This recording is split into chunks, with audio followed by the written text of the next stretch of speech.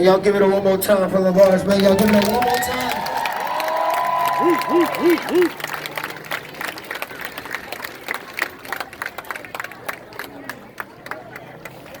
Peace! No peace! No peace! No peace! No peace! No peace! No peace! No peace! No peace!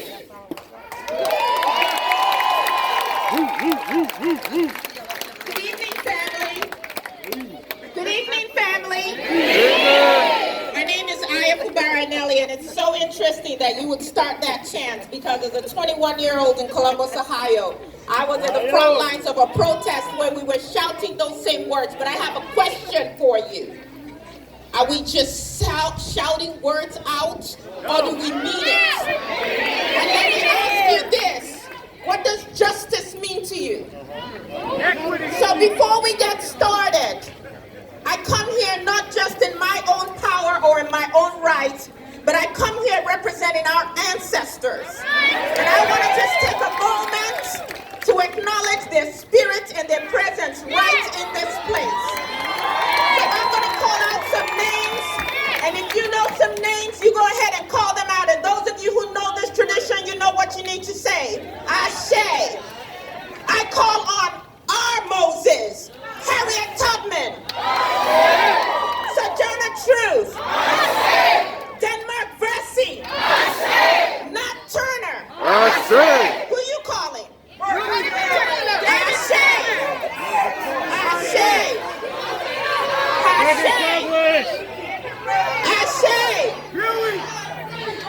Septima Clark.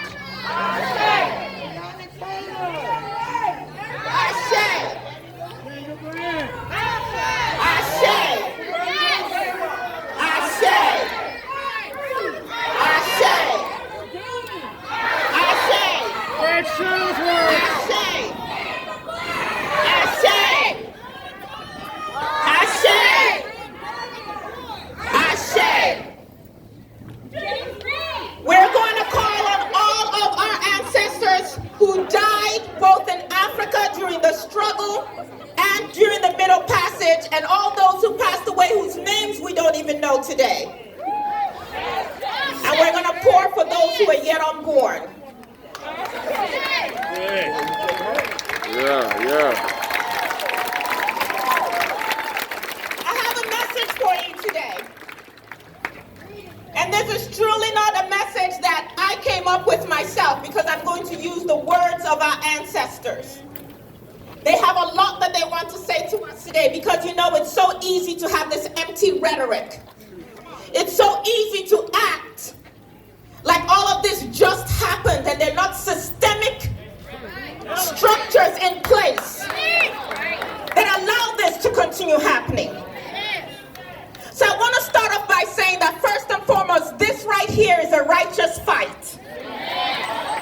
Ella Baker put it this way when she said, remember, we are not fighting for the freedom of the Negro alone, but for the freedom of the human spirit, a larger freedom that encompasses all mankind. And when I hear those words, what it says to me is that this is not just about Black lives mattering. And this is not about our white so-called allies and friends telling us, I wish I could understand what you're going through, I stand with you. This is about every single human being understanding that we're all interconnected and what affects one affects the other. And when we talk about, y'all, because I don't have too much time. When we talk about the hurts that we're feeling, and someone else says, I don't feel your hurt because I don't understand it, they need to do some more work. Because they need to understand the hatred that could be in another person's heart, where you see somebody and your first thought is to take their life. They need to understand what is going on in the minds of all the people who have built and are upholding the racist structures that allow this to continue to happen. So I tell my friends, it's not enough to say, I wish I could walk in your shoes. I wish I could understand. No, you can understand if you take some time to understand what's going on in your heart and in your community and the conversations you need to be having around your dining room tables, because this hate is not just falling from the sky. Yeah. Malcolm X has a message for us too. He said we have a right to fight for our humanity. And he said we have a right to do it by any means necessary. Let me tell you guys something. Let me tell you something.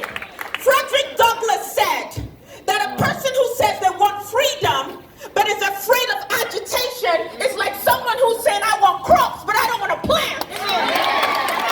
We cannot be afraid to fight for our own freedom. I had friends who said, don't come out today. I understand wisdom. I'm an attorney. But I also understand that nobody's going to give me my freedom. I have to want to fight for it. And I have to make people pay if they will not give me my freedom. What are you going to do? And I'm not inciting any violence. I'm saying we need to stand up for our own humanity.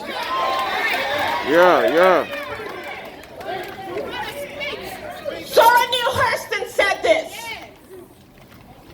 She said, stop suffering in silence. I'm watching my professional friends all over social media talking about how they've been biting their tongues and how this week has been so hard and they couldn't say what was going on with them at work. Oh, your black colleagues are hurting. And I'm like, why can't you speak up?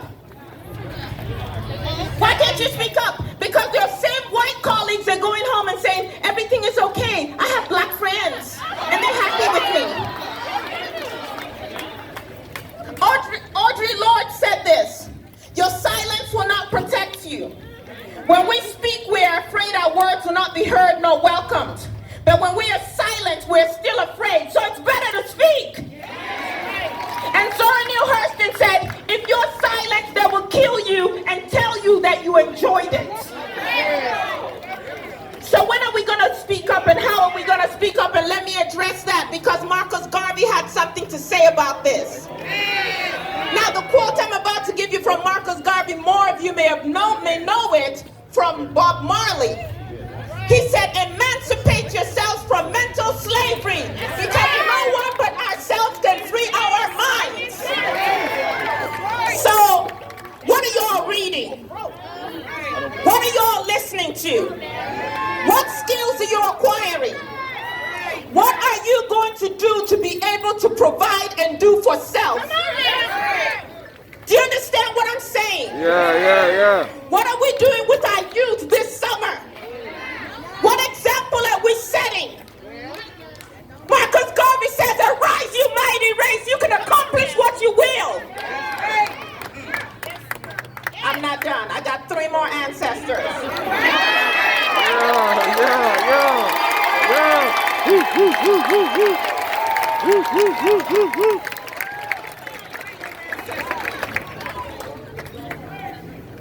I was a college student. It was Halloween night. And we lived in a quote-unquote safe neighborhood. And my brother, who happens to be black, went trick-or-treating in the neighborhood with his friend who happened to be white. And they had fake rifles with them. We're at home. It was such a safe neighborhood, parents didn't have to go around with the kids. The kids just went house to house. We were at home and we suddenly saw these lights from a cop car coming up our driveway. And we're like, oh my God, what's going on? We all step outside. My 8-year-old brother is in the back of the police cruiser, handcuffed. My mom is a social worker. Heart drops into her stomach. And we're all just like, oh my God, oh my God. Officer comes out. Does this child live here? Yes. What did he do, officer? What did he do?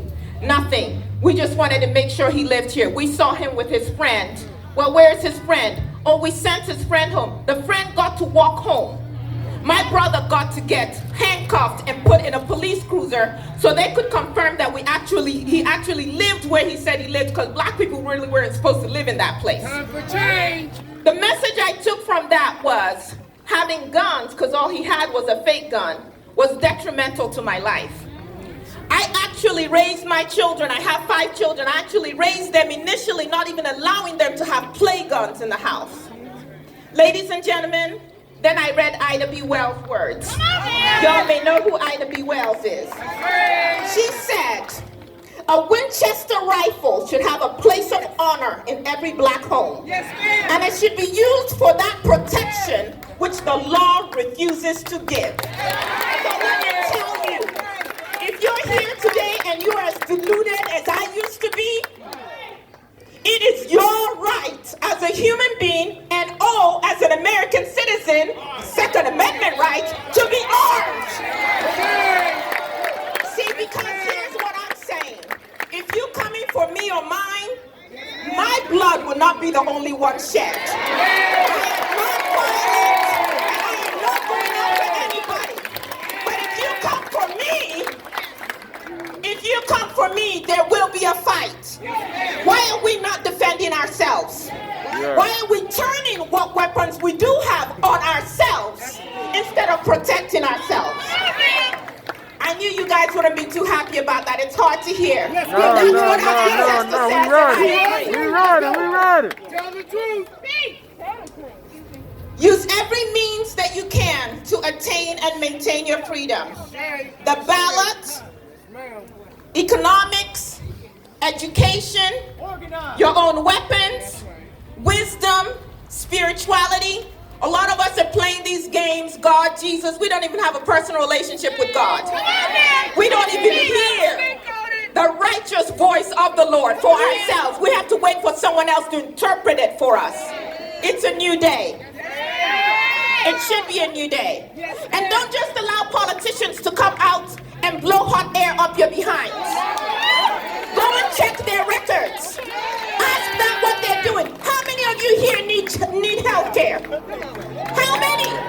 Too many. Affordable health care. We have people who are in positions who will not vote for that. Come on now. How many of you understand that that same woman who called the police on the brother in the park, that she's the same kind of person sitting in boardrooms all across America, making decisions that prevent you from getting hired and that prevent you from getting promoted.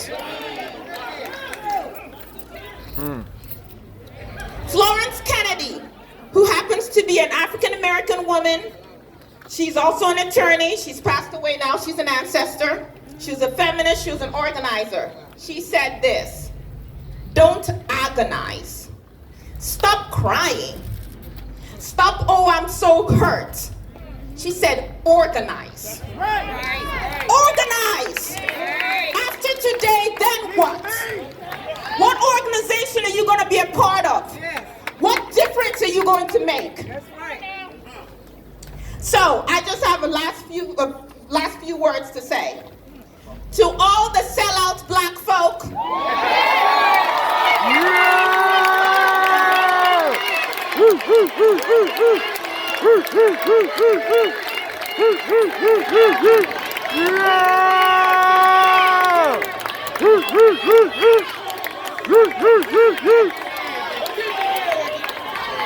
Come on.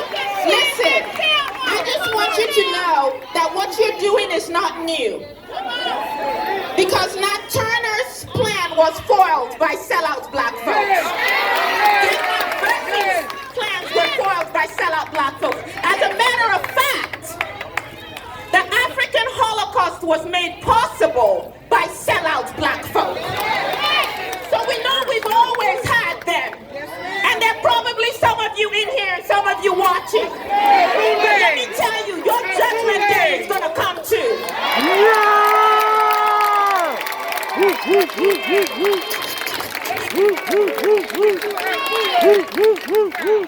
To the white community, I am glad to see so many of you out here. Yeah.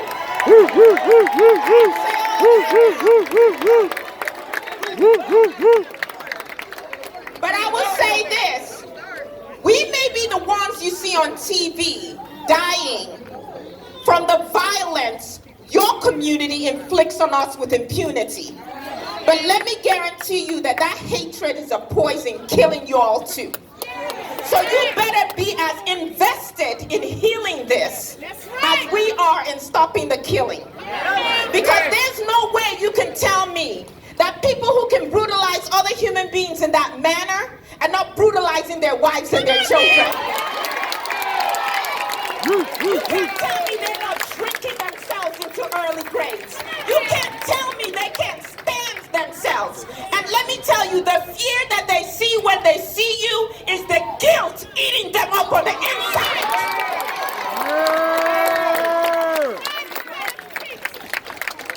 So you want to be a friend? Check yourself. And then go and speak in those places where we're not. Stand up in those places. Stand up against your own people. And I understand that there's a price to pay. Because white folk killed, wasn't his name Brown? What was the guy, the white man? No. John Brown. They also killed Luzo, the lady who went to march in Selma and was driving people back and forth. 39-year-old woman, white woman with 5 children. The Ku Klux Klan killed her because she, quote unquote, was supporting the civil rights of African Americans. So I know there's a price for you to pay, but if you don't pay it, your community suffers just as we suffer. And then finally, I end with the words of Henry Highland Garnet. That's right. And Henry Highland Garnet said this: resistance. No oppressed people have ever secured their liberty without resistance. Yes. Ladies and gentlemen, I am here to stay. Black people are here to stay. We're not going anywhere. You're going to have to deal with us, and we will resist. God bless y'all. Yeah!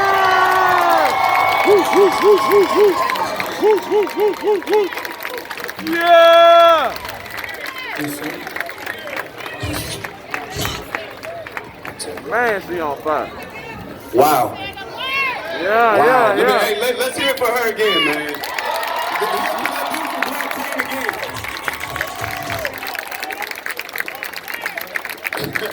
I'm not even gonna try and touch on anything she just said, because she killed it. One thing I am gonna say though, she brought up voting. You know, I commend the politicians that are here today because they know what they're facing. This is who is voting for them. Every single one of y'all are the ones who are gonna go to the ballots and pick their name or somebody else. You know, so with that, I wanna say we do have voter registration back here in the corner.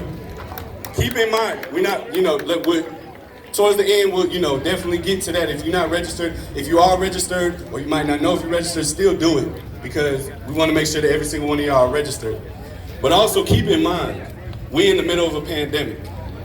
One of the things that we are facing in this election is mail-in ballots or voting, you know, at the ballot place, going to the ballot box. And I think if anybody showed strength, the state of Wisconsin during the primary, right as soon as we went on lockdown, the governor of Wisconsin and the Supreme Court of Wisconsin decided to make everybody go vote in person during a nationwide lockdown. Think about that. Think about that. We have the power to make sure that that doesn't happen here. We have the power to make sure that that doesn't happen in this state. We have the power to make sure that that doesn't happen in this country. So please, please, please be mindful. Keep your eyes out. Make sure you're paying attention to how you vote, what you got to do. Stay registered. You're going to keep hearing from me. I'm going to make sure every single one of y'all in this crowd registered. Felon or not, you still writing it down. They're going to have to turn you down. All right? I appreciate y'all. Hey, real quick.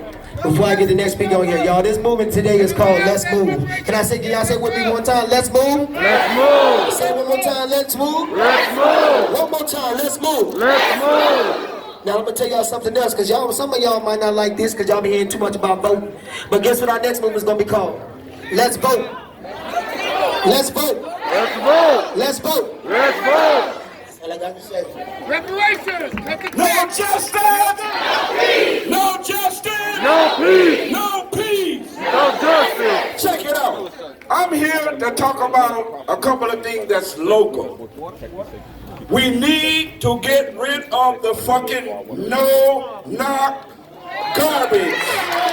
No-knock warrants. No-knock warrants. Let me hear you. No-knock warrants. No-knock warrants. Scotty Reed. Oh. Scotty Reed. Marvin Guy. He's been in jail for 6 years. 6 years. They haven't brought him to trial. Scotty Reed. Deceased. Dead. For no reason at all. Because he's a known drug dealer. We got more cops dealing drugs.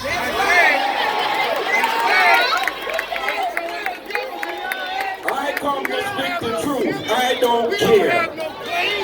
I do not care. My name is Chuck. I come to speak the truth. I don't care who you is, what rank you hold. I am a man. Now, one thing I like to do before I continue. Is anyone in here 60 years and older? Woo, woo, woo, woo, woo. 60 years? Woo, woo, How woo. old are you, sir? 70 years old? Woo, woo, woo. Permission to speak. Permission to speak. Thank you. All right. Yes. You see, it's been a long time. I've been in Killeen since 1994. I come here in the military. I got out of the military. I'm an entrepreneur. We called the police on the 22nd about our business being broken into. The guy at the dispatcher desk, or wherever he was when we called him, he began to question us and what color our hair, what toenails painted on our toes, and everything, but never sent a patrol. Our business got burglarized. No one showed up. That's a shame. You're black. Right across the street from us, we got this white restaurant, Ferrari, or whatever, sub shop. He will call the police for anything, and 3 cars of police shows up. He's white. That makes it all right. You think that stuff's not happening right here in Killeen? It's happening right here in Killeen. Yes, sir. Racism is prevalent right here in Killeen. Politics are local. Politics are local. If they're not doing the job, vote them out.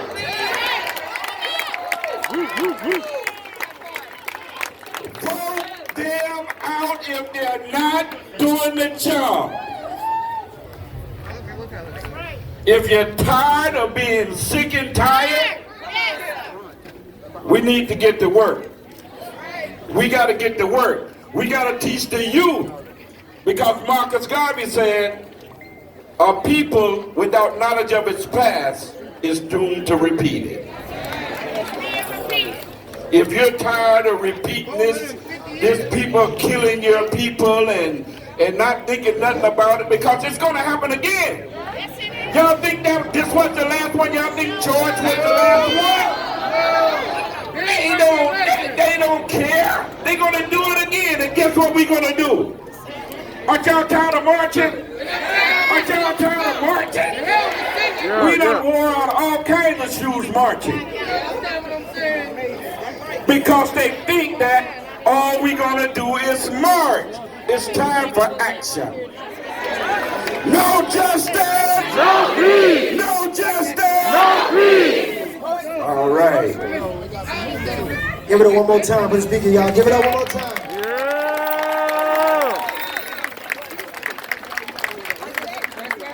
Good afternoon, Bell County.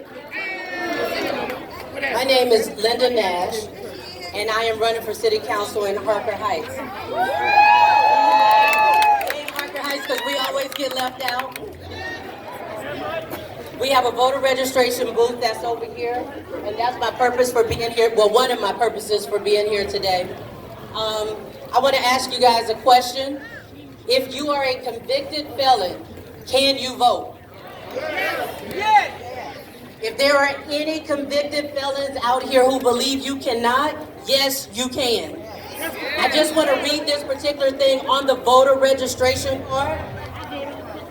I have not been finally convicted of a felony, or if a felon, I have completed all of my punishment, including any term of incarceration, parole, supervision, period of probation, or I have been pardoned. So if that is you, please come over and register to vote. Now, my other reason for being here is, I'm gonna tell you a little bit about myself. I am a honorably 20-year retired veteran from the United States Army. I have lived in Harker Heights for 17 years. My son, who is a 6'5", very melanated young man, just got his first car, and we had a great time in the first couple of hours that he had it. We talked, we laughed, we took pictures, we did everything, and then this happened. My oldest daughter said to him, "Now, Draylon, make sure you get a cell phone holder and put it on the dashboard. So if you get pulled over, you can record it." She told him, "Make sure you have your driver's license out. Make sure you have your registration out. Make sure you have your hands on the steering wheel." He shouldn't have to be told that. That's right. That's it. That's not right, That's it. and it's unfair. However, it's a true statement. Yes, it is. I'm not much of a social media person, but I read a post on Facebook this morning, and the publisher of it, she said, "This didn't happen in Killeen. Why are they protesting?" I'm not gonna go back and forth with somebody on Facebook, I'm too old. Racism and brutality. However, I'll answer that question with you.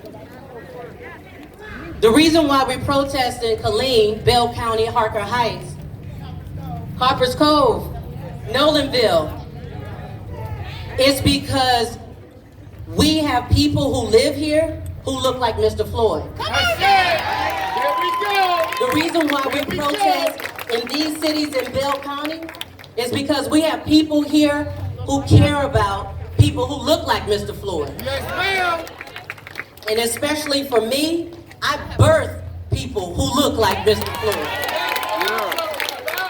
So we have to protest. We have to say something. I can't speak on any other politician except for myself. This is new to me. But I will say this. If this is my downfall because I'm speaking what I think and what I feel, so be it. But my son and my daughters are very important to me. And to have my son leave the house and not ever come back because he is a 6'5", very melanated young man, is not right. And no mother should ever have to feel that way. I almost took those keys back. Yes, ma'am. And that's not his fault. It's America's fault. This is not a black issue, it's not a white issue, it's a humanity issue. That's right. Speaking. You have to not just register to vote. You gotta vote. Yes, ma'am. So this momentum that we have right now, we have to get people to the polls. We have to. If somebody doesn't have a way, they don't have a car, we gotta set it up beforehand, not the day of. And it's early voting. Early voting. Don't wait till the day of. There's a lot of things that's going on with voting, mail-in ballots. There's a lot of things that have to be done. I am also an election judge, so I've worked that. My son at 16 has been an election clerk. You can be an election clerk at 16 years of age. How many people out here have ever been an election clerk? Why not? On this form, when you register to vote, it has a block on there that says, do you want to be work at an election, be an election worker? Just do it. Don't complain about it. Be about it. Come on. Please come to our table. Thank you. Tangible.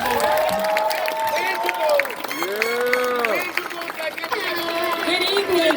When I look out there and I see the many faces, They sold us. They owe freedom us. is not free. I've been here over 20 years in Killeen. Guess what? My son, David, was the running back for the University of Minnesota. When I looked at that television and I saw that man laying in the street, I saw my 3 sons. I walked those streets, going to their dormitories, to their rooms, eating sandwiches. They even had a sandwich named after David because he's this bad running back. But guess what? Black lives matter. It's not about the football. It's not about where you stand.